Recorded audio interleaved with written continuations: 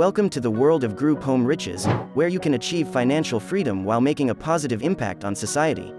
Are you tired of working long hours for someone else? Do you dream of being your own boss and creating a better future for yourself and others?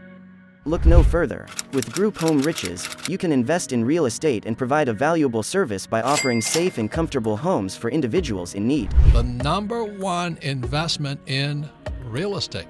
And start building a better future for yourself and those around you. Let's make a difference together with Group Home Riches.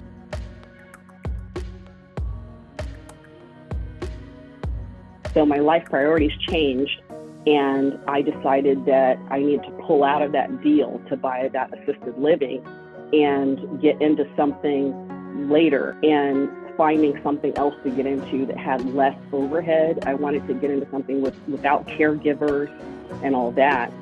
So I talked to one of my friends from the assisted living class, and she's actually in the Group Home Riches, the Gold Course Facebook group, Julianne. And Julianne told me about Group Home Riches.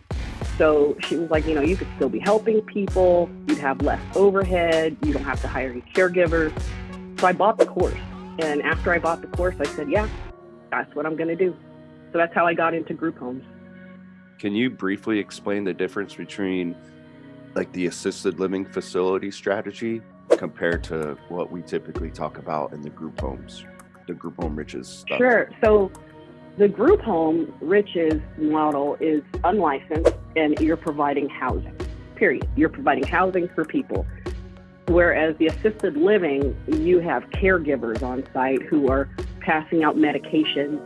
You have somebody who's cooking and giving out the meals. You might provide transportation for the people. They pay more per bed generally, but it's a lot more work, it's a lot more overhead, and you need to have staff to handle it.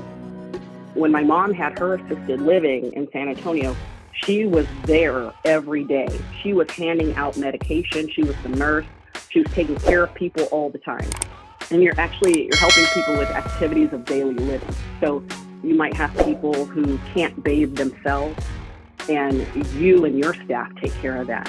Whereas in the Group Home Riches model, you might have people who need help with activities of daily living, but if that's the case, then that's a third party that comes in and handles what those people need. You might have I have people right now who have counselors who come in, and people who have nurses who come in and give them their medication each day.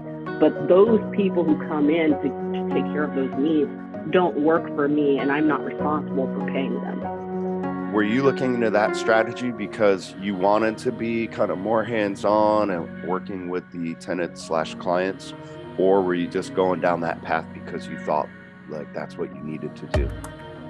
I was just going down that path because I thought that's what I needed to do. I had no idea that there was this model with the Group Home Riches course where I could just provide the housing, and it's just so much easier. I only knew what I knew from seeing what my mom was doing when I was a teenager, and she had her assisted living facility in San Antonio. That's all I knew. I just didn't know that you could rent out a property at, per bed or per room instead of renting out the whole property. Because I have a property in Northern California, and I rent it out just as a single family home to a family.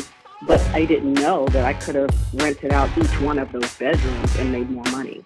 You're basically just a landlord, right, Katrina? Right. I'm a landlord. That's it. That's all your company's set up like. Only difference is you're housing people either by the bed or by the room. If those people do need any services, like Katrina mentioned a couple of them, it's not just nursing, right? Some of the people may need counseling or caseworkers. There's a number of different services that you can be certified for. Those are all just going to be outsourced. I've got an example. I work directly with several organizations in San Antonio, organizations like Haven for Hope, which is a shelter, and they also provide services. And then there's also Center for Healthcare Services. These organizations will refer people to me and say, hey, this guy needs a place to live, but he does take medication and he has a nurse. So they've already assigned him a nurse, and then that nurse comes over to the house and provides him services. I've never had to go out and find someone a service provider that they need. That is the responsibility of that person or their caseworker. They set that up. And I just allow those third-party people to come into the house and do whatever they need to do with that client. I was terrified at first to start making these phone calls. I did not want to pick up the phone. I remember during our coaching call, you'd say, you better start smiling and dialing. And I didn't want to do it. But I did. I picked up the phone and I called, and I was so scared, but they are waiting on us to call them. They're so excited. When I call these people, they are so happy. They're like, oh my gosh, we've been looking for somebody like you. I have somebody. I've got this many people. Let me call you back. Can you send me a flyer? I'm going to post it. Actually, the Salvation Army Men's Shelter, I think they have, I might be getting them mixed up with somewhere else. I think they have 150 beds at their shelter, and they're always full, completely full. They have to turn people away. So I called them. And they're like, yeah, we've got plenty of guys. And I got a bunch of guys from them for my first house. What'd you say, 150 beds? 150 beds, and they always have to turn people away because there's just too many people need a bed. Yeah, exactly.